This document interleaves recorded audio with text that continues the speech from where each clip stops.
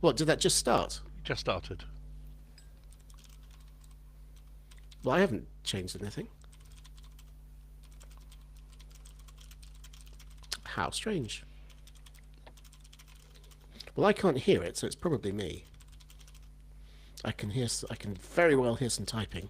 That's can me. hear Sorry, Harry. I'm just dealing with an urgent email. Sure. Well, I'm going to deal with an urgent teapot, so I'll be back in a couple of minutes. Ah, the humming stopped. Now Darian's taken his headset Yeah, off. humming has stopped. Oh, pardon me, pardon me. Right, I'm just muting for just for 1 second.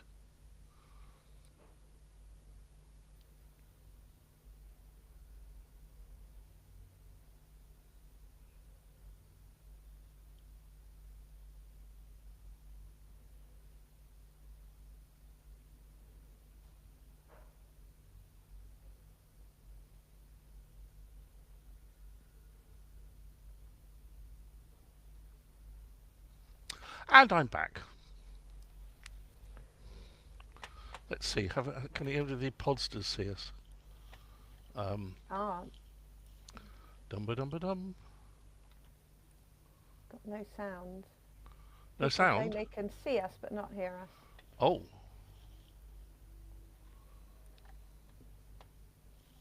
Ah, now you can hear. You can hear. Oh, you can oh, hear. hello, Brilliant. hello. Olivia's quite. We've just been saying that. I have my microphone tied on with a paper clip at the moment. I'm going to see if I can improve that. That's even better. Yes. Yeah, I but said, that's hold me it, looking down. hold it like a rose, you know. Now I can't get the paper clip off. I'm going to be stuck. Dum ba dum ba dum.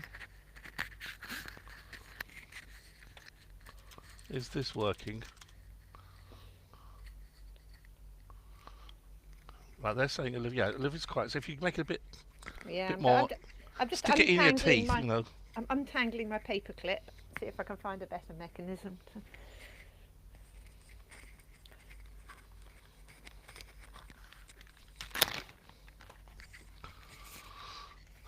Me, I'm never loud, Cole. I'm just forceful. And Butch, no, something. That mass laughter from the other side of the lab.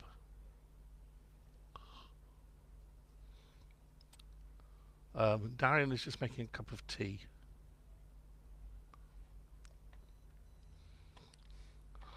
Do we even know what the hell we're talking about today?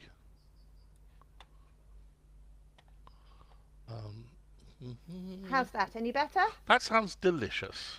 Oh, brilliant. Used a hairband this time. I know, works for me. So paperclip 0, hairband 1. Fine. Somewhere here we have got a list of shite. I mean carefully considered stories. Um,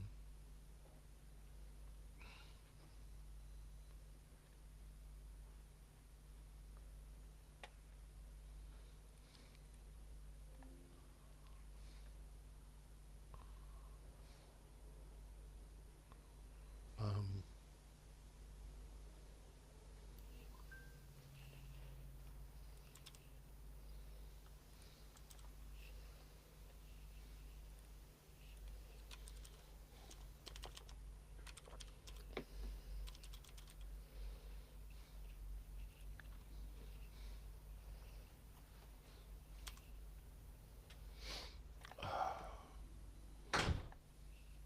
Oh, who else is there? Mike looks like it's riveting stuff. I've got a riveter. Well, I've got a riveter actually. Somewhere here. Potster and Captain Kremen, and who else have we got? they are quite good wooden panels, though, aren't they, in Darian's office? Sorry, what? Someone commented on the wooden panels in Darian's office. I think he's in a sauna or something. I'm expecting him to take all his clothes off in a minute. Right. We've decided you're in a sauna and you're about to take all your clothes off. You decided that, have you? Yeah, you are quite loud actually still. That's me. I can turn my microphone I'm down. turning my microphone down a little bit. Okay. too. Right. How's that?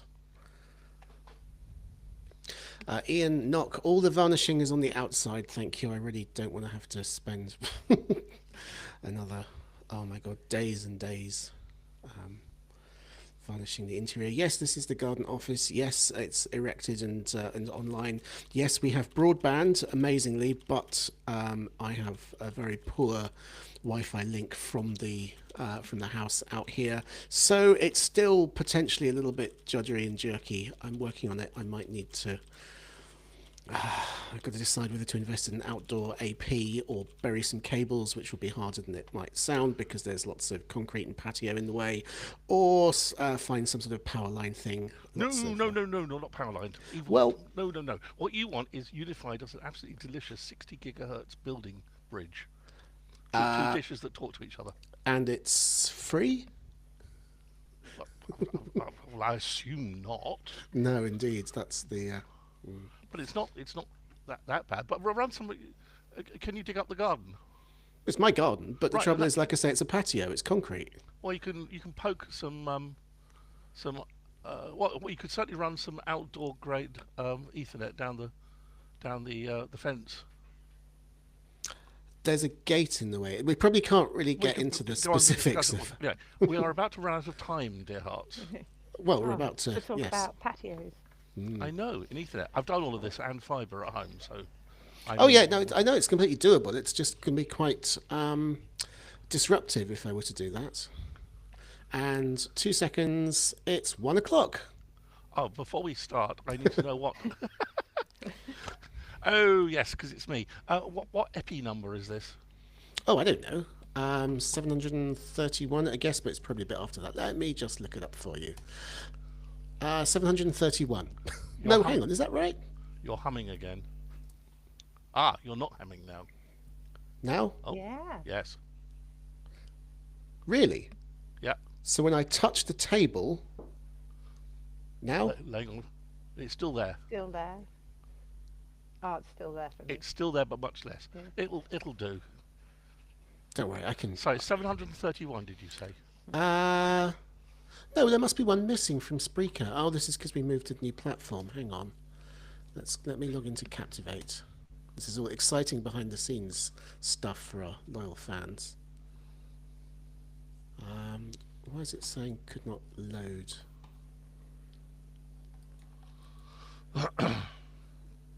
Oh, because I'm logged in as me and no, it's a mystery. Hope everyone's enjoying the show so far.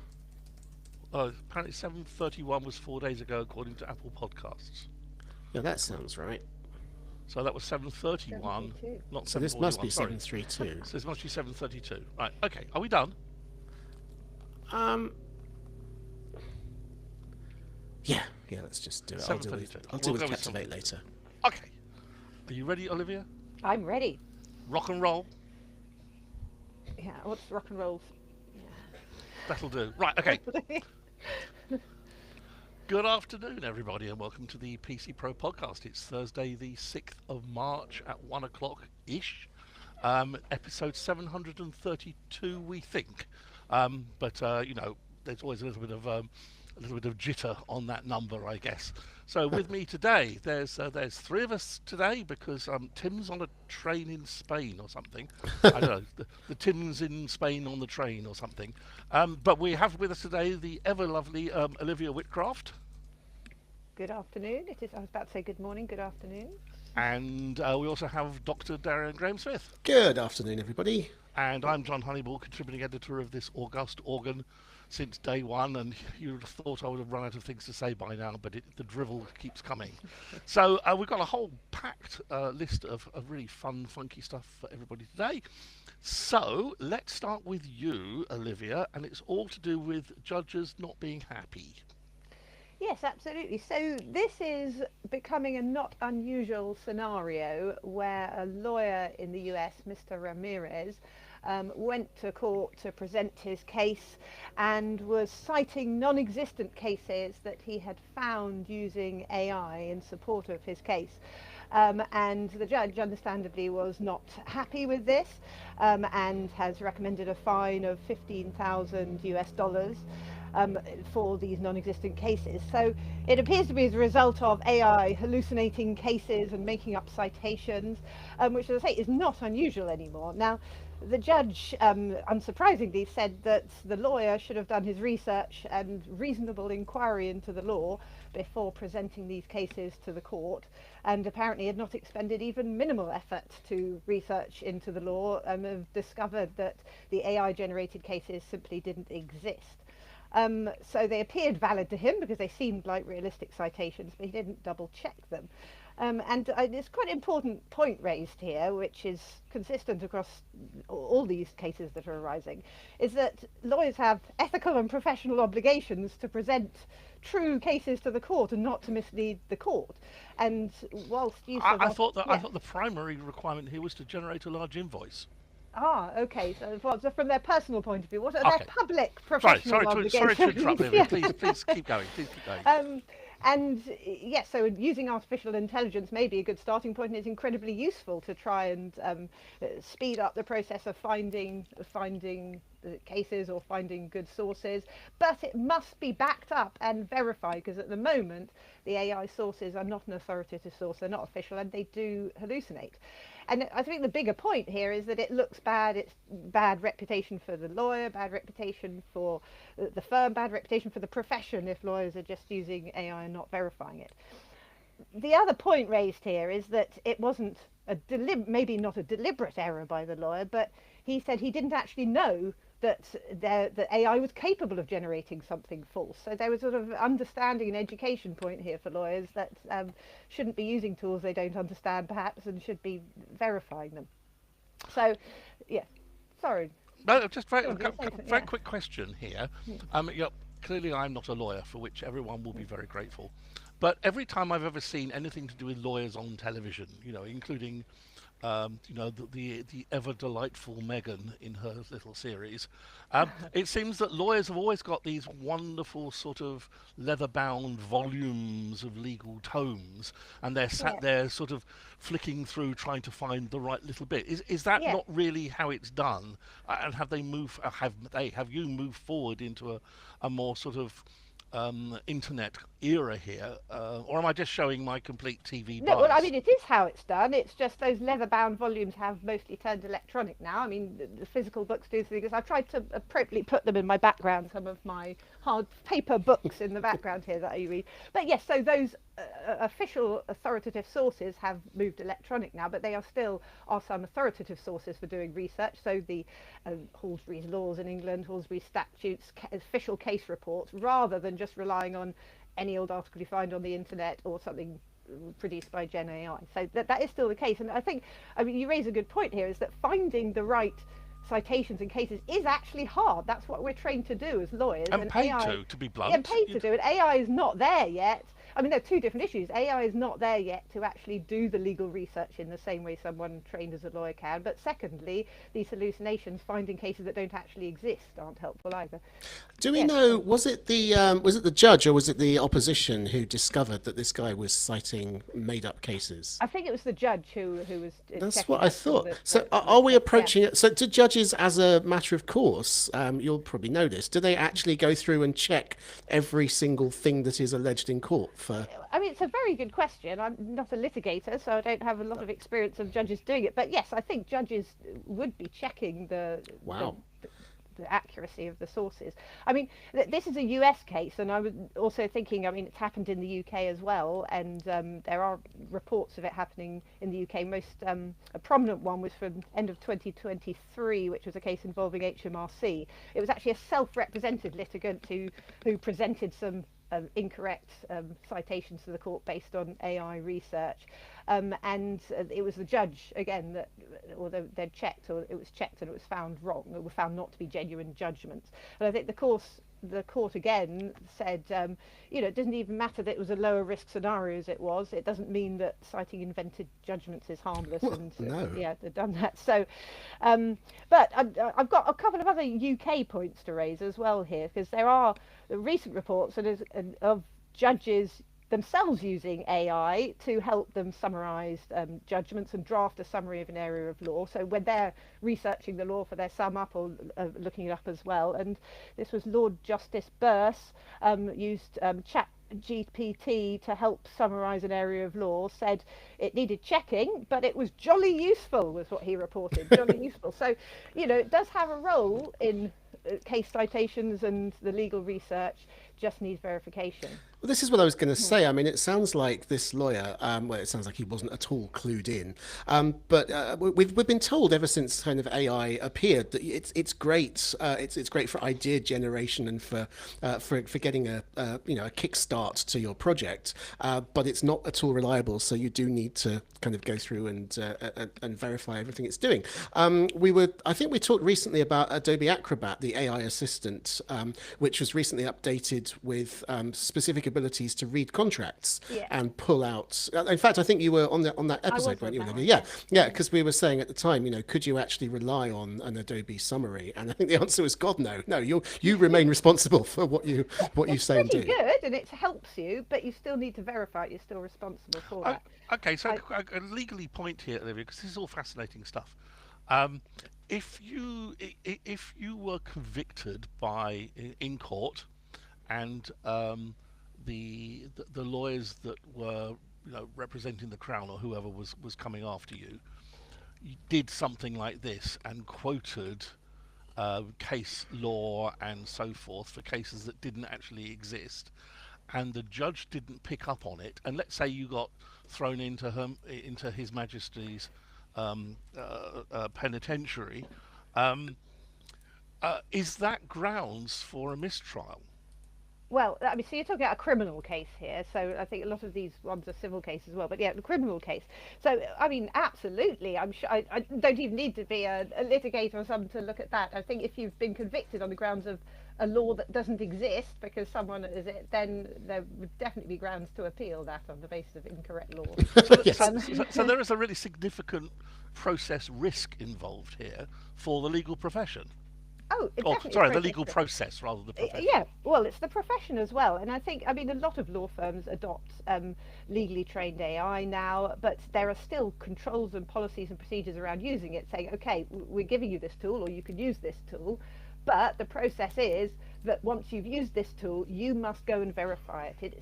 It's not reliable. It does hallucinate. I actually wanted to bring up something else, which was last month, a recent research that was undertaken by Linklater, a very large law firm. They tested various different AI models and asked them 50 legal questions to see how often they got it right and how often they made things up. They found in 9% of queries there were fictional citations being returned across the model. So, they said it's getting better, because I think they did the same survey the year before, and it's getting better, but there's still like 9% of queries were fictional. And there were two cases. There was two things. There was incorrect citations that were making it up, or irrelevant citations that didn't really answer the query. So the example they gave is some very similar ones. So they had like the right parties' names, but the wrong date and the wrong citation. The citation being the court and the number given to it by the court, the reference or the court reference. So it seems very believable, and you may even trigger at the back of your mind, oh yes, I remember that case, but it's still incorrect or irrelevant. So I thought that was a useful statistic there. If from their survey 9% of queries were incorrect, and that's just on legal citations, it's likely to happen in other areas. So just to sort of just round out my question here, you've got these what were previously, as you said, these long shelves of bound volumes of the great truth, which of these companies who have generating that material, I guess, have now been putting it online into like searchable archives and so forth. And that's highly focused because it's searching the body of the material, and undoubtedly there is a reassuring fee for having access to this material, as you would expect. A lot of it's free. You can get court judgments. Sure. But my point here is, are those companies deploying their own AI engines on top of this material, rather than just let's scrape the internet in and get confused because there was a court case in Zimbabwe which kind of seemed to be relevant and Yeah, wasn't. they do. So some of the bigger legal providers of sort of like LexisNexis, Westlaw do have their own AI engines, and they're more coming all the time. So and so you arguably, I guess you can maybe trust them a little more, but the AI is still prone to the same hallucinations, the same errors as other AI. So I don't think you can't. You maybe trust them a little more than the general just one scraping the web, but you may not be able to trust them completely yet. But they're getting better, and I don't know how long it'll be before you can be more certain that what they retrieve. But will it get to the point where it will be deemed to be legally acceptable? Because we've got exactly the same question that would apply here, Olivia. For example, AI training looking at CT scans of lungs for lung disease, and basically the process saying yes you have or you haven't got cancer or whatever, and basically taking the expert doctor out of the loop, and then medical procedures going ahead on the back of this kind of and obviously work. that's incredibly important with a life or death situation. But I don't think there's ever going to be a substitute for going to the actual court transcript. I mean, you have very good legal summaries, legal digests of cases, but if I want to say, well, did the judge actually say that, I'll go to the court transcript. Now, I have to admit, when I was researching this Mr. Ramirez in court, I didn't have access to the actual judgment and court transcripts. I was looking at articles, but if I were advising, I would look at the actual case. But And is it not true to say, I mean, I've read this, and as I said, I don't know if it's true or not. It was actually to do with the post office scandal or something along those lines, whereby actually getting hold of the original court transcripts can actually be extremely difficult and very expensive as well. No, most of the High Court judgments are published for free online now, so you can get them. And some of the lower court judgments you're able to get. I'm talking about UK here, so I can't say all around the world that they're published. But usually you can get hold of them. But a lot of these databases, these legal databases, make it a lot easier to research and find them. So you're not, like you said, searching by keywords, searching relevant ones, which is what the AI is helping you do as well. It's not, saying if I want to find a case. So the example Linklaters was saying, please give us the law about reasonable endeavours, for example.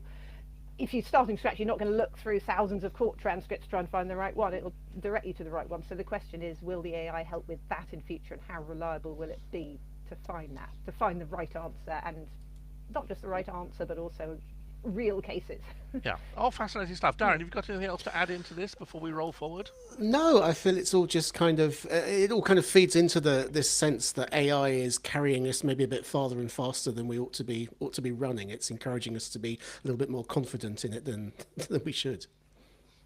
Fascinating stuff. Thank you very much for that, Olivia. That's really fascinating. Darian, moving on, some more AI stuff here, but to do with conspiracy theorists. Yeah, so as I was just saying, AI is brilliant and we should all be embracing it at every opportunity. And here's one reason why. A new paper has been published by some researchers at MIT's Sloan School of Management and Cornell University. So once again, this is in the States.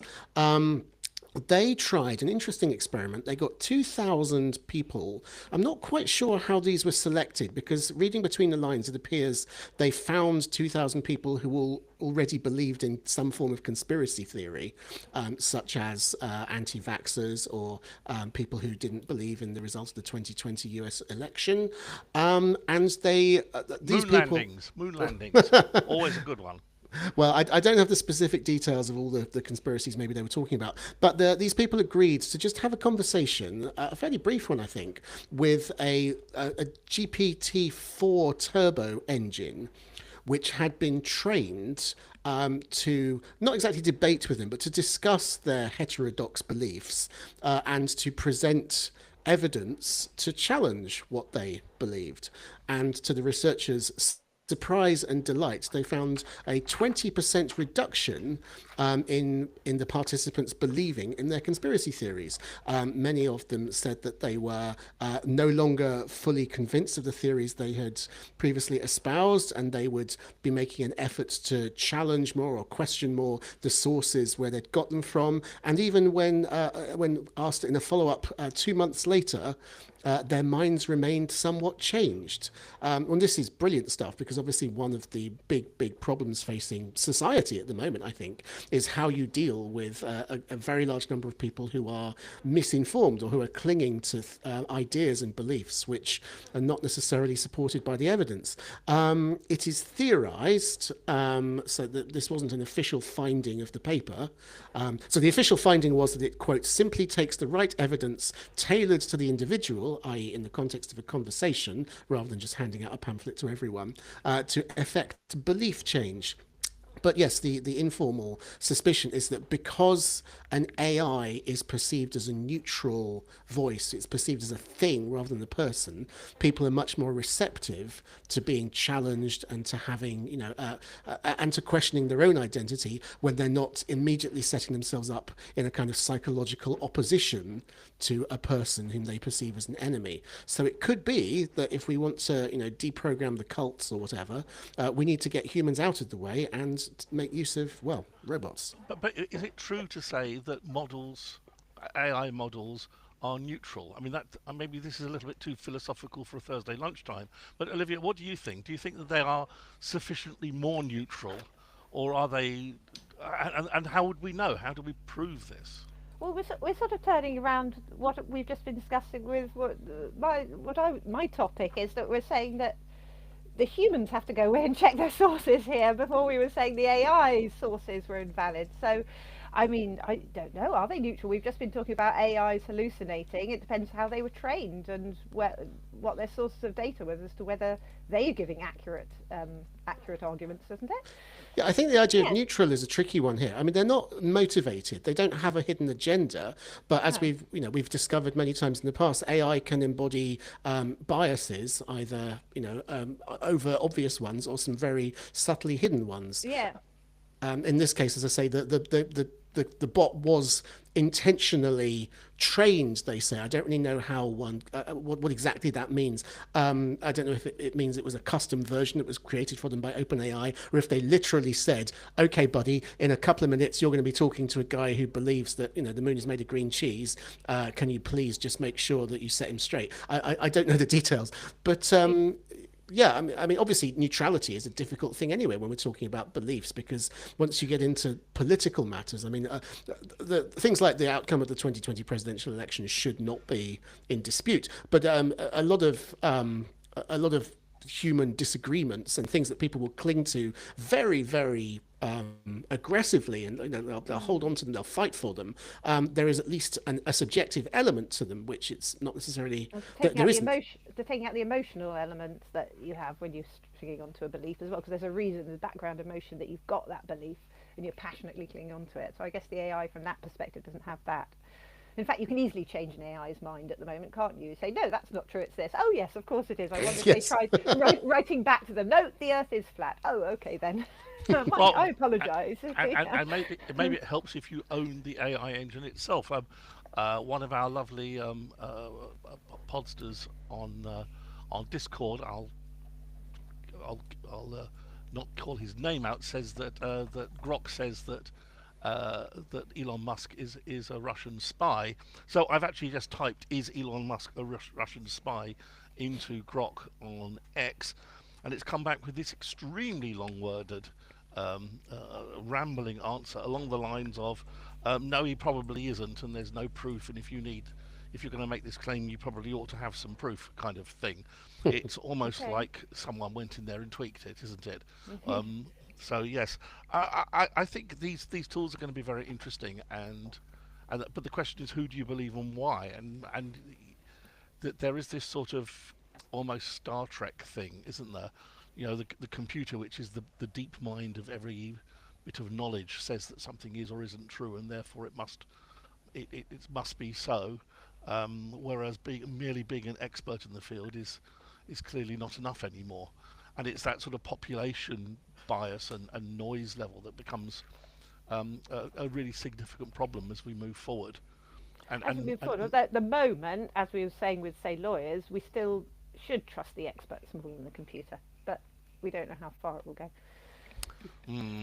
Well, we sort of just go home and plant potatoes. I think it'll probably be an awful lot easier than that. Anything else on that, Darren? No, I think we've more than covered. Absolutely.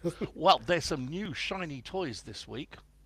Lots of shiny toys with big shiny price tags and some really quite interesting and fun, funky capabilities. Apple has been launching new hardware to the collective yawn of our podsters, but basically they seem to be doing these releases where they do like a product family a day over a number of days, but they all ship on the same day, and they're all actually due to arrive on Wednesday next week. I said, having had a little shopping accident on behalf of some clients. So basically, what have they launched? Well, in the iPad range, they've done a new version of the base level iPad 11-inch, and it's got the A16 processor in it. And it's the cheap bottom end one. It's 329 quid starting point, which is not an awful lot of money for what is a beautifully engineered device. It's not terribly high end, but it's an excellent base level iPad, base level tablet capability. They've done a new version of the iPad Air, which now comes with the M3 processor, and we'll come back to M3 processors and so forth in a minute. But they claim it's got even more loveliness all round, liquid retina display, better this, better that, more default storage, and the prices kick in at, goodness me, where do they kick in? Because it depends on the size. Yeah, $599 for the 11-inch model, $799 for the 13-inch model, and the prices go up depending upon how much storage you want built in, and whether you want the 4G, 5G unit. I think it's 4G. I'm not sure. Maybe it is 5G in there. And of course, remembering with iPads, historically, the Wi-Fi only unit doesn't actually have a GPS receiver in it. You get that on the little subboard, subcomponent, which is available on the 4G, 5G unit. But then there's some more fun here, which is the MacBook Air, which I must confess is an absolute delight. I regularly use an M2 MacBook Air as my carry-around device. I think it's 13 or 14-inch screen size. It's excellent for going in the pannier of a motorbike. It's great for hauling down to London or taking on a plane trip or whatever, and it's a superb device, and it really is that kind of battery life you don't worry about, and performance that does everything you could possibly need for even quite high performative workloads like video editing and these sort of complicated tasks. But they've done a new one, which is all terribly, terribly lovely. It now has the M4 chip in there. And so you can get up to 18 hours of battery life, they say. Apple Intelligence, like that at your peril, I think they say. And it's beautifully made, aluminium enclosure, and I have to say, in many ways, it is an example of the really high-end portable laptops that we have these days. There are others out there from other manufacturers, including with the Snapdragon chip running Windows ARM for very long battery life. But these are, very, very solid pieces of kit. And then they launched a new version of the Mac Studio. Now, the Mac Studio is a very interesting case, which I wanted to focus on slightly. The Mac Studio is like the double-height Mac Mini. So it's like the Mac Mini, what would you call it in McDonald's terms? The Big Mac. The Big Mac, yes. But it's not the tower version with the 800 quid wheels, for which you get all of the expansion slots, which, of course, 99.999% of people don't need. So the Mac Mini the Mac Studio is interesting. I bought an M4 Pro 64 gig RAM Mac Mini a few months ago when it shipped, and it is an absolute powerhouse. It does everything I could possibly want it to do on my desktop, including running virtual machines. Side note, remember we talked about parallels on M4 processors, and they claim that it can actually run Intel-based virtual machines. It does work. I have actually now managed to get an Intel-based virtual machine up and running on an M4. It is slower than a very slow thing with added slowness and a side order of desperately slow, but it does actually run. And if you were desperate to need to get something out of locked into a virtual machine, it's better than not having it. Anyway, so they've launched the Mac Studio, and it's available with the M4 Max processor, which is the big high-end version of the M4, and the M3 Ultra. Now, the Ultra is the one where they take two CPUs and basically bolt them side by side, and there is an interface that runs down one edge of the two pieces of silicon, and it makes you like a double-sized thing. Now, prices for this are pretty robust, I have to say. These are absolute powerhouses here. And if you want to start with the M4 Max, it starts at $2,000 with 36 gigs of RAM, half a terabyte of storage, 4 Ethernet 5 ports, and so forth. But the monster here is the M3 Ultra, which starts at over 4,000 quid for the basic one. And that's got 28 cores of CPU, 60 cores of GPU, and 32 cores of Neural Engine. And just for a giggle, that's 4199. Let's go through the configurator here. Let's upgrade the CPU to the 32 core CPU, 80 core GPU, 32 core Neural Engine. We'll have that. And then we want 512 gigabytes of unified memory. Come back to that in a minute. And let's give it the 16 terabytes of storage, because hey, you don't want to wimp out on that. And we are now suddenly at £14,299, which doesn't sound a lot if you say it very quickly. But the interesting thing about this is half a terabyte of unified memory at full speed on the CPU, and that is going to be extremely useful for AI and machine learning capabilities. Darian? Someone pointed out, I haven't checked this, you might need to correct me, but someone said that this was the first time you can actually buy a Mac which has got more RAM than storage. Well, yeah, no, because the base one is 1 terabyte of storage. Oh! Sorry, no, but nearly there. You were nearly there. But it is Thunderbolt 5, so it's ridiculously fast interconnecting. Now, there is software out there that will actually take multiple devices and spread a machine learning AI engine across multiple devices. And so, although this is undoubtedly, 14.5 grand of extreme loveliness, it's and as Jeff Campbell says, it's less than the average new car. It's very, very useful if you have a need for that kind of power. So the question that's been running around the intertubes is, why have they done an M3 Ultra and not an M4 Ultra? Because surely everything moved to M4 starting last summer with the iPad Pro M4 that came out, and all of the new devices are M3. Well, they're not, are they? Because the MacBook Air is is that M4 or M3? Oh, that's M4, but the iPads are M3 that have come out. And the answer is, as I understand it, and I could be completely wrong on this, is that the M3 and the M4 is basically covering off 2 generations, the first 2 generations of chip technology at 3 nanometers size from TSMC. And the M3 is the first generation, the M4 is second generation. The M4 second generation is apparently a lot cheaper to make than the first generation. So what Apple is doing is basically balancing around the volume requirement versus the cost of product and where they can put it onto production lines. So why M3 Ultra? And the answer is, this M3 Ultra at £14,299 if you buy the really, really high-end version, but even starting at 4,000, 5,000 quid, is a very, very niche product indeed.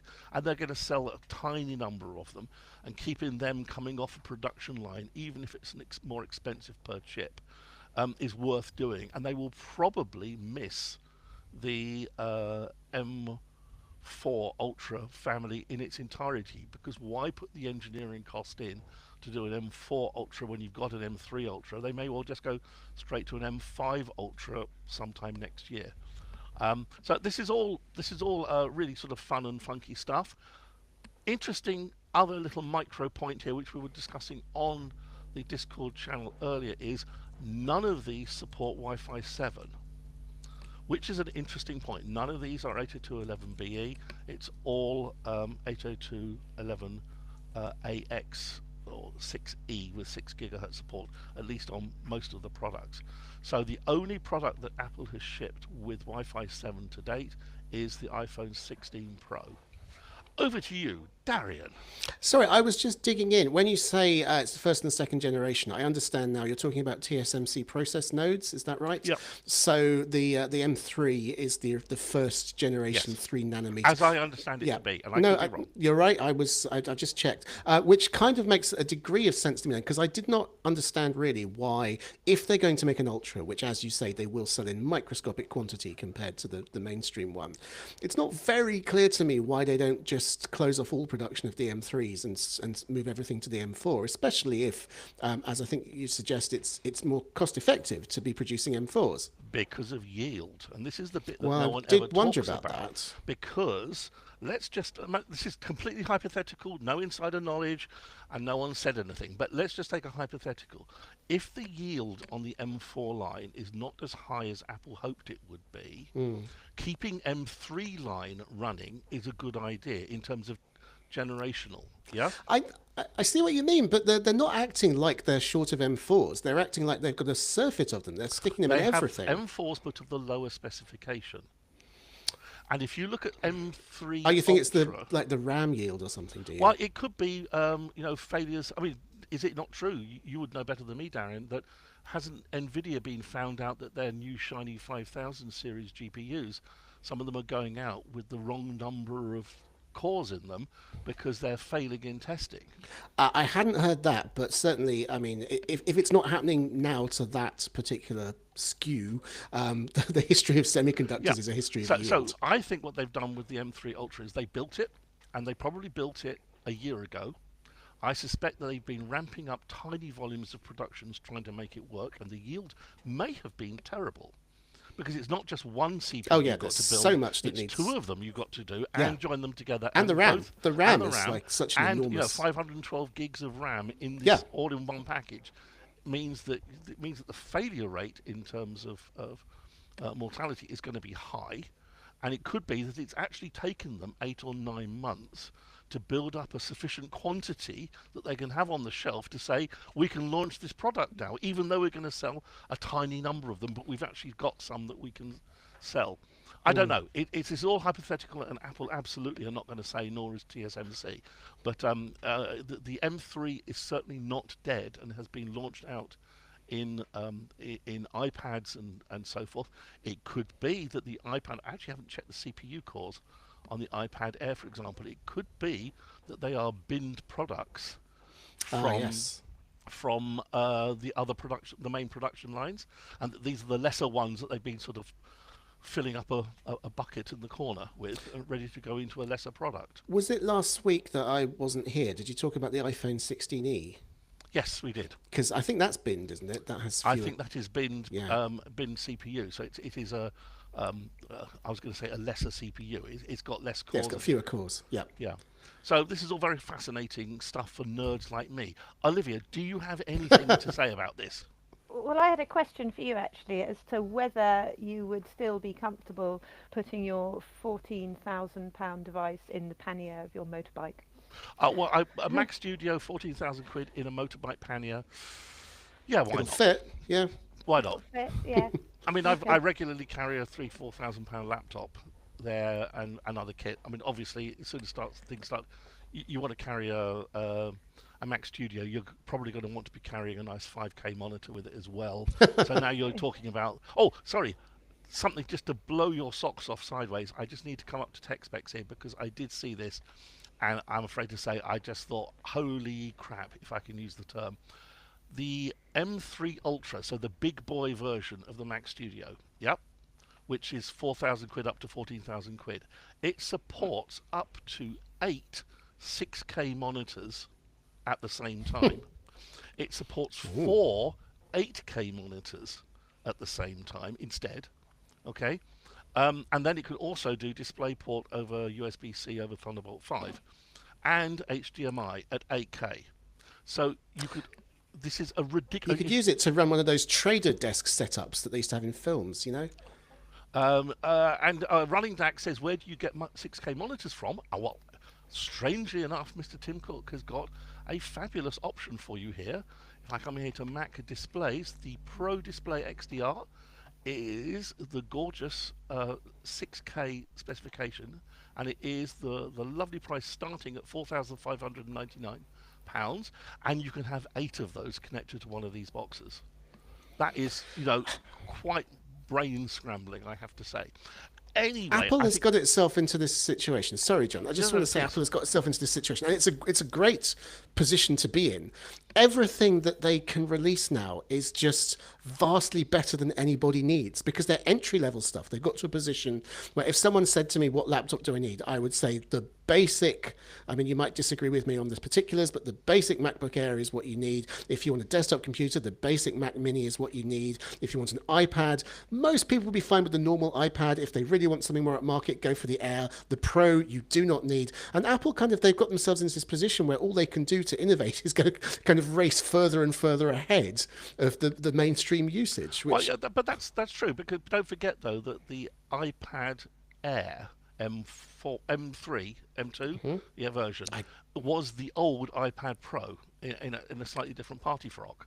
Yeah. Well, yeah. So they're moving stuff down the chain generationally as they move forward.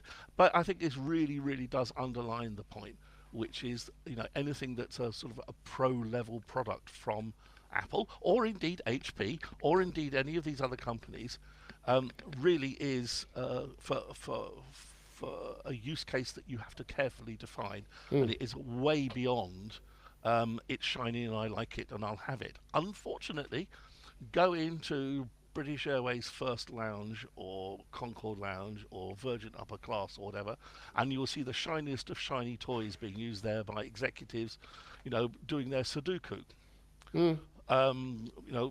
What can we say? Anyway, time to roll forward, and Darren, it's back with you about teleperformances, whatever that is. Well, sounds vaguely rude. It's not. Well, it might be, but not in the way you're thinking. Teleperformance is actually a call center operator that provides remote support services, live chat agents, real people on the phone, call now, to all sorts of companies, including Apple, Samsung, and TikTok. I wasn't really aware that TikTok had phone support, but apparently it does. I guess maybe for developers. Anyway, I'm getting distracted. The thing about Teleperformance is, as I say, they run all these call centers worldwide, and they're just rolling out a new AI powered, because everything has to be these days, a new system specifically in India, which they're calling accent translation. And what it does is that when somebody who speaks Indian English, which is a perfectly recognized and respectable dialect of English, which has its own accents, among other things, when they're speaking to you as a person living in, let's say, the UK, this software will in real time quote soften. I'm not sure if that's the word that Teleperformance are using, but I've certainly seen it around. It will change the tone of their voice in ways aimed at making it more easily understandable to someone who doesn't have such an experience of talking with Indian people. This I think is a bold move. Deputy CEO Thomas Mackenbrock says that the feature will create more intimacy, increase customer satisfaction, reduce average handling time. Well, I can see that if there are communication problems. It is, he says, a win-win for both parties. I'm genuinely, I don't mean this as a kind of as a mealy-mouthed figure of speech. I genuinely don't know how I feel about it. How do you soften your handling? Your accent. Kind of a bit. Oh, okay. I must confess, this leaves me all really quite cold. I mean, yes, of course, phone call centres and so forth, and these things are a fact of our lives now. And for many organisations, they've tried to go over to what they claim to be AI-based chat agents, and you have to really battle your way through that. Telling it to, go and boil some onions before you can get through to a real person. I should try that. And sometimes that even fails. Sometimes you actually can't break out of the AI engine to get to talk to somebody, and at that point, it's not unreasonable to want to take a hatchet through your laptop. but when you then get through to somebody, and I absolutely do not give a damn what the accent is, whether it's Devonshire or Yorkshire or Mumbai. I don't care. The only thing I care about is, do I actually understand what they're saying, and do I have that clarity, or do I have to repeat questions? And that can be for anybody. I mean, I have great difficulty with a very broad Glaswegian accent in the same way that I have with other accents, and that's just kind of my failure. I'm not too sure I like the idea of AI regenerating people's voices to try Well, and no, Yes, it it does feels like we're seem. going back to like BBC English that we I have don't want things. to. What was the Lack of term? It was diversity on the called television. reversed. Yeah. What was it called? The technical term for BBC English. Marked RP. That's it. Yes.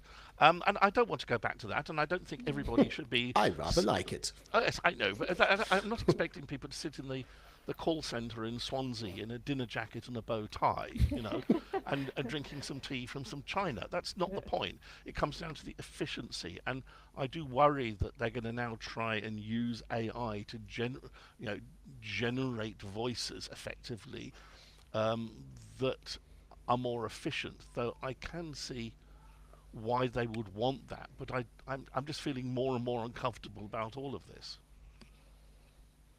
What do you think, Olivia? Would you back this Yeah, plan? well, my immediate thinking is when you're sort of trying to take away diversity, when a lot of work has gone into trying to embrace diversity as a general cultural thing. I mean, I, yeah, I mean, it's part of, are they trying? They're trying to be helpful from people to understand it. Are they trying to reduce discrimination rather than increase discrimination? Do you think by recipients thinking, oh, I'm not going to discriminate against the person I'm speaking to, because you do get people saying, well, the person I'm speaking to is in another country. I wish I was speaking to someone in the UK to deal with my issue. Just an idea. It's hard to say, isn't it? Because in the short term, in the immediate context of that conversation, you are helping the customer by ensuring that there is as little barrier as possible to communication. But on a larger scale, you are kind of denying that customer an experience of being exposed to an accent that then in future will seem more unfamiliar and alien to them. I don't know.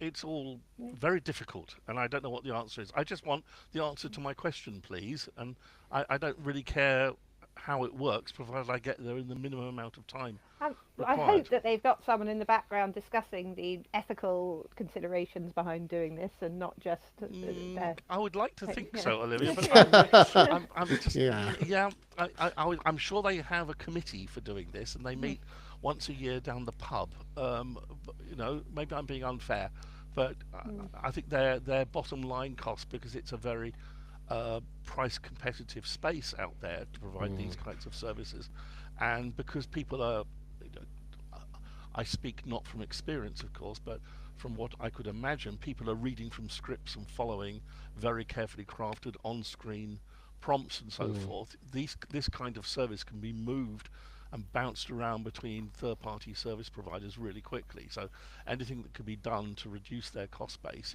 is in their best interest. Anyway, I think we need to go back to some RP here. I think, about time to have some RP here. And it's time for nibbles of this week. First one comes from an absolute YouTube hero of mine. I'm just posting the link there to this particular post that she has done. A lovely lady called Sabine Hossenfelder. She is an absolute expert. She's a PhD in nuclear physics and so on and so forth. She really does know her stuff, okay? And her channel is a delight to watch, and I've learned so much from watching Sabine's channel. She also has a wonderfully dry sense of humour, and it's rare that I get through one of her presentations without truly having a laugh out loud giggle of her dry wit. She has just done a post about Microsoft's topological qubit stuff that we covered last week. And Microsoft, if you remember last week, had announced that they were in the process of making major breakthroughs in quantum computing. And they put out this very flashy video and interviews and so forth. Now, A lot of people, well, a number of people this week appear to have been saying, hold on, Gov, it's not quite right, and the numbers don't add up, and we think it's noise on the Electron, and so forth. I am absolutely not going to sit here and get in the middle of this argument. And some people have said, oh, Microsoft is lying, it's all PR spin, and so forth. I think that's all very unfair. What I think is true to say that this is science in action. This is what peer review is all about. You put your claims out there, you put your justifications out there, and then people from the science community will then dive in and critique it, and that's what some people have been doing. Some of it, I'm in no position to say whether their critique is good or bad, but Sabine's view on this I thought was well worth watching, only from the point of view that that she knows much more about it than I do. She also did an extremely good YouTube podcast about the failures of the scientific process for research grants and publishing papers. So she's a top lady, worth watching. And if you want to, the two that she's done about the Microsoft one are a very good place to start. Next one, I believe, is with you, Darian, about some really funky Kyocera stuff. Yes, Kyocera has announced a new meta surface. Yay! In case you're wondering, so that's not a new convertible laptop or anything. They've actually developed what it is. It's like a transparent film that you can put on. Oh, we have just managed to lose Darian at this point. I wonder if Uncle Darian can get himself back in. Hello, Darian. Oh, we'll just do a little dance here if necessary, Olivia. You know, we'll give him a second to come back. Where is you gone? I'm just going to post over there. Have a little drink of some ding, ding, ding, ding. Is he coming back? I don't think I had a nib that I can take over. No, don't worry. Now. I've got a Silence. couple here that we can handle. In fact, Sorry. Oh, here he is back. Oh, there he is. Sorry, Darian. Yes. Do you want me to do a clap or something to take you into the edit? No, it's fine. I'll just Right. start again. Okay. Apologies, Darian. everyone. Darian, Kyocera has got some interesting new film stuff. Yes, they have, and this is not about the Oscars. This is an exciting new micro surface, which is not a sort of convertible laptop. It is basically it is like a film in the sense of a transparent adhesive layer, something like a bit like sticky back plastic, which you can put on, for example, a pane of glass, perspex, window, whatever. And this is the amazing thing. I didn't know this was possible. It actually directs radio waves, so you could, for example, put it on a window and make a 4G signal or a Wi-Fi connection divert over to the left as it passes through, or I think perhaps bounce off.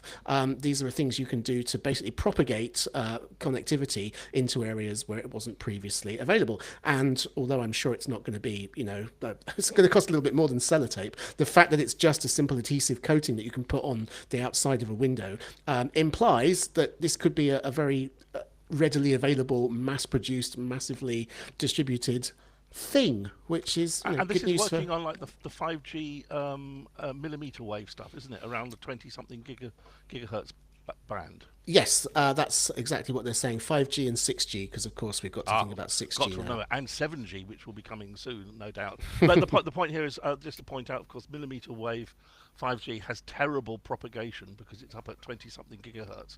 So it's very, very directional and doesn't like walls and doesn't like glass and doesn't like all this stuff. So anything you can do to help suck that signal through your window into your room is a good thing. The other thing to point out, of course, millimeter wave 5G really is only a thing in some parts of North America. We don't have it in Europe here. Nevertheless, as a niblet, I think it's really interesting to see what Kyocera can do with this kind of RF film. I'm not certain it's limited to 5G and 6G. I can't tell from the press release whether that's just what they're interested in or whether that's actually a physical limitation of the material. But either way, it's good stuff, right? All really good stuff. Now, back to me. Hands up, everybody. Little micro vote. How many of you have used Skype in the last 2 years? Anybody? I actually had a phone call from someone from Skype this week. From Skype or via from Skype? Calling me via Skype, sorry. Good Yeah. God. Yeah. where are they coming from? A cave somewhere in. Yeah, so we couldn't get mobile reception, and they called me on Skype. Goodness Unbelievable, me, hey? I am Yeah. absolutely stunned. Yeah. Retney said yes, and Null Modem said yes. Yeah. Well, I can't remember the last time I used it because the last time I used it, I must confess the image quality on it was so dreadful. Um, Image. Oh, yeah, lucky you. Last yeah, time I used it, Yeah. it was voice only. I'm pretty sure we used it for a video call, and it was appalling. It was like something from 2003. Anyway, Microsoft have said that Skype, or let's to be clear here, Skype certainly for the great unwashed like you and me is shutting down on May the 5th. It may lurk around for extreme corporate users who are requiring it, but they're basically saying you should switch to Teams or quote just export all of your data. Hey, what could possibly go wrong? So Skype, I mean, they bought Skype 20 odd years ago or something for about $5-6 billion. It's up to you to decide whether they've got value for money out of it, but they've done with it, and Teams is, as we've known for a long time, is the future. Darian. Just to mention, if you are still using Skype, particularly it's popular for its landline number or the geographical type number service. We do have a feature coming up, not in the next PC Pro, but the one afterwards, which I think should come out pretty much to coincide with the end of service. Nick Rawlinson is on the case right now. He's researching any alternative services you might be able to use. He's going to be there with recommendations to rescue all you Skype diehards, or at least to help you switch to something else. Fabbity fab. And so I'm sorry, Olivia, you're not going to get this Skype call come May the 7th or whenever it is. You'll have to find something else. A bit of wet string and some tin cans, I would Yeah. suggest. Oh, yeah. So finally, Niblet this week. Darian, Brother and cartridges. Yeah, well, this is the most disappointing news. Well, maybe it's not the most disappointing news of this particular week, but it's still very disappointing. For many, many years, it has been the received wisdom that Brother are the good ones. They don't mess you around with putting chips or locks or tricks in their cartridges. They're very happy for you to use the cheapest, nastiest, scummiest ink or toner that you can find, and it's all gloriously cost-effective and friendly. That, however, may have come to an end. Where is he? I've lost his name. There we go. Louis Rossman, who runs RepairTube, and he's a general right to repair crusader. So maybe Lee Grant is a mate of his. He has revealed that a recent firmware update on some lasers has caused third-party toner to stop working, and now he says, there's no good printer manufacturer left to recommend. I mean, obviously they all have their strengths and weaknesses, but there is none that has that absolutely crystal clear reputation that Brother until very recently had. So he says he's at a loss as to what to recommend now, except just turn off automatic firmware updates if it's not too late already. We're seeing from our lovely pollsters that apparently other people out there are claiming that they haven't done this, and that it's not true, and so forth. I think, this needs to be proven, and I think there needs to be some video footage of a third-party cartridge going into a Brother printer and it saying this is rejected. Yeah, let me have a look at that. It says here, Ars Technica Brother denies using firmware updates to brick printers. So well, it's not. No one says they're bricking them. Anyway, we could run down a rabbit hole here. I think we need to see a little bit more of what's going on here and come back to it. But the broader point still stands here, of course, which is printers using printer manufacturers using printer firmware to lock you out of their chipped cartridges, or their rivals or third-party chipped cartridges, which is clearly not a good thing. I could rant for England on this discussion and bore you for the next hour or so, but we won't go there. So it's time now for a very quick hot hardware, and I'm posting the link now, and I'm going to have to say I apologize for it being another piece of Unify equipment, but it's one that actually arrived here. I bought it. It arrived a couple of days ago. In fact, I haven't even had time to plug it in. I've bought it for one of the sites here that's going to come off fiber and move on to a different connection, and I wanted to use it for site-to-site bridging. So it is something called the Unify Express 7. Now, what's interesting about this? It's a router, and it's also a Wi-Fi unit, and it does Wi-Fi 7, including 6 gigahertz band. So all of the nice shiny toys. It's 159 quid plus VAT. So it's 190 quid. It does all the fabric control stuff that you need to run a unified platform, so you can then control other access points and door controllers and all sorts of other things with it. You can't do security cameras video recording because it doesn't have any internal storage. But why is this interesting? Yes, it's Wi-Fi 7, and yes, it's only 159 quid plus your VAT. What's interesting is that the WAN port is actually 10 gig Ethernet, and the LAN port is 2.5 gig Ethernet, and it's got enough poke in there to handle all of the packet filtering and so forth for that level of speed. Now, that's an awful lot of capability for something costing under 200 notes. As a Wi-Fi as a router gateway and Wi-Fi 7 unit, all wrapped up into one thing. What else can it do? Well, they are doing some really nice new capabilities of very deep packet analysis stuff. And that's on a subscription. I'm running it on a couple of my units. It works fine. You can do the site-to-site one-click join-up deployment stuff. Of course, it's Ethernet, so you need to connect it on the WAN side to your Ethernet connected device, which could well be fiber or whatever. It won't obviously do ADSL out of that port, but we've kind of moved on from there.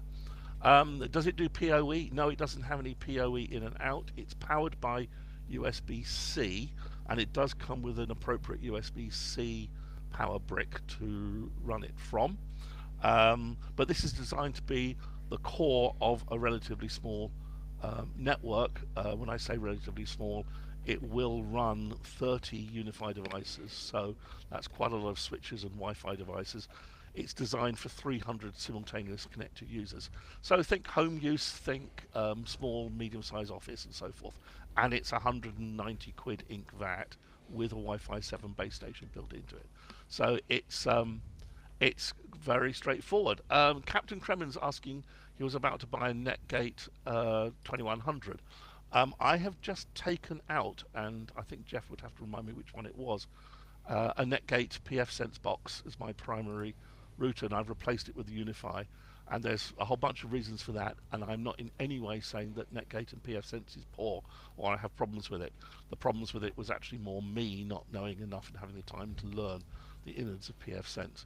And I would absolutely recommend Netgate and pfSense to somebody who wants to really get under the hood and deal with that. But no, this is a cracking little box with very high speed throughput, and you don't feel that it's suddenly going to become a bottleneck over the next couple of years as your internet speed goes up. Of course, not many people have got more than 1 gigabit internet speed in the UK, but hey, it will come, and you are covered for it when it does. So I commend it to everybody. Darian, I'm sure you've got some questions. I've got two. Well, actually, I've got three. The first one is, am I right in perceiving that it has the world's tiniest LCD readout on the front? It does. It has a tiny little bijou display. No use to me. I can't possibly read anything that small. Oh, well, you could, lift your glasses up and look over the top like I do. But no, it does have a little status thing. But of course, everything is done through its web interface or the app or whatever. And so you don't really need to look at the front of it anyway. All right. Well, question two. It's called a cloud gateway. Is it? I mean, is that solely because it's remotely manageable, or is there some other cloud aspect to it that I'm missing? It is a router. It's designed to connect your network to the broader internet. So it's doing that by default. But it's not it doesn't reside meaningfully in the cloud. It's completely standalone here. You don't need to have a cloud account. You don't need to have cloud access to it. You can do it completely on premises with no external connection to it at all. Okay, so just to be clear then, the word cloud doesn't really have much meaning here? It does, because you can access it via a cloud redirect through unify.ui.com if you set up to do that. Okay, so it is the remote management, but you don't have to use remote management. Okay. Yeah. And the last one was, and I mean, I'm not going to say this is entirely for me, but just imagine there was someone here who hadn't fully understood why you can't just use a regular router and then plug your APs straight into that. What exactly does this add to the equation that a small business would would need? Well, firstly, the deployment for Unify or UI is that your Wi-Fi access points are Ethernet connected. They're not bridging over Wi-Fi, and they are PoE powered. So you run an Ethernet cable to the Wi-Fi bases that you have deployed around your building. This gives you a full centralized management surface across all of those, all the VLANs, everything you could possibly need to manage all of that space in a very comprehensive, deep and detailed way. Can you not get could you not have a setup where you had a bog standard, BT router or something, and you plug it into a PoE switch, and then you have cloud manageable APs, and you can manage those from a cloud platform? Yes, you could do that, and in fact, actually, you could even do that with Unify, because Unify offers a cloud-hosted version of its management fabric. So you don't actually have to have it in the box. You can have it remotely, and then you could remote manage the wireless access points on your network if you so wish to do that. However, this is so cute and it's so fast that for your 156 quid plus VAT or whatever, why wouldn't you? Yeah, it is. It is tantalisingly. I've got to say, I feel like this about some Apple things as well. It's so like the Mac Mini. It's so affordable that almost one overlooks the question of whether it's really suitable for the job. And before we come over to you, Olivia, in case you've got any thoughts on this, can we fire up a vote, please, Darian? Yes. For everybody there. Olivia, this is way outside of your wheelhouse, I do accept, but is this the kind of sort of super cuteness thing that... your presentation, John, has sold it to me completely. I'm thinking of buying it as a birthday present for someone now. I think that's a fabulous idea. Yeah. Actually, I remember an elderly relative of mine. This is going back to the days of the launch of Windows 95. So that was what, 1995, Darian, something like that.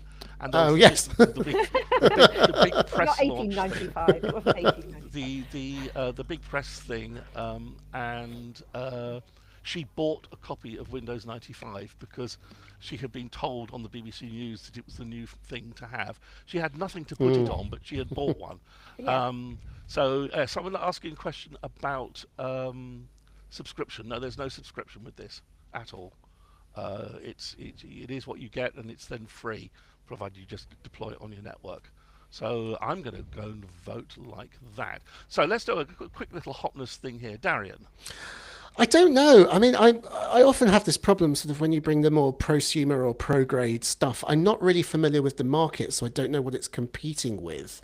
It seems good on its own, but if I were assembling, a network for my own micro business, as in fact I've been doing this week, I think I wouldn't need it. And conversely, if I was setting up a big premises, it feels like maybe I'd want something bigger and more substantial. Perhaps that last thing is just superstition on my part, but I'm struggling to see what precise problem it solves, especially since, as you say, you can get cloud managed APs and cut the middleman out completely.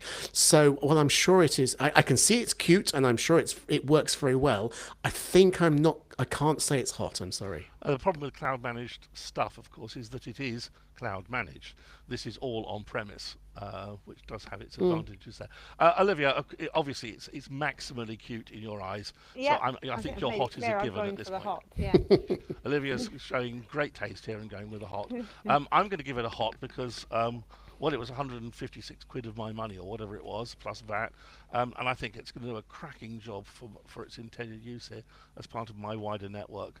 And it's going to take 3 minutes to set up, and it will just look after itself, and it will provide me Wi-Fi 7 from the box. Frankly, I think it's worth the money without the Wi-Fi 7 base station built in. But there we go. Looking at our podsters, it's a little bit less enthusiastic over there, I have to say. So shame on you.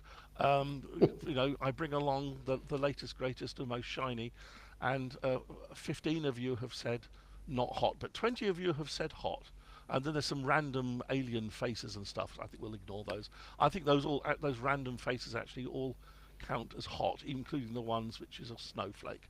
So I think it is, by definition, it's a win for the Unify Express 7, and I will be reporting back in the future months how well my distributed WAN implementation has gone.